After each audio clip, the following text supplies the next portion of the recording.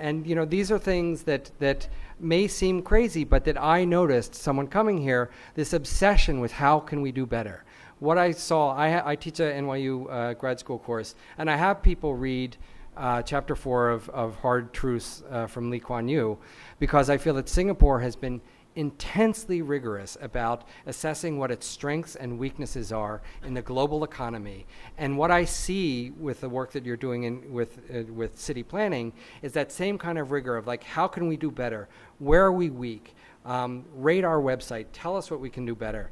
And I see all of these signs that things are going well in terms of the public realm on places like Orchard Road, paying attention to the details, whether it's like a perfectly painted fire hydrant or the beauty, and I don't know whether this is public or privately funded, but these details that make a difference that you may take for granted that other cities would die for.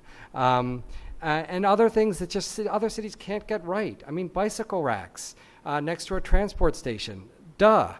Public toilets that are open all the time, duh. We can't do it in New York. You have this amazing asset of the city, which has been brought back to life in terms of environmentally, and which has a lot of potential. And they too are focusing on this is where it all began. What are the core characteristics of this place? You've got this icon for tourism that I think sends a very valuable message. Where also the public space has been well designed, well built, well maintained. I went and looked at this park that was listed on one of your sites as a place that's really been transformed, and also saw how that has been environmentally transformed, but is also being made into a community center. I walked around some of the smaller parks, beautifully maintained, and just amazing assets in the midst of the busy, bustling city. Yes, there's high rises, but and I understand you have a heritage tree program as well.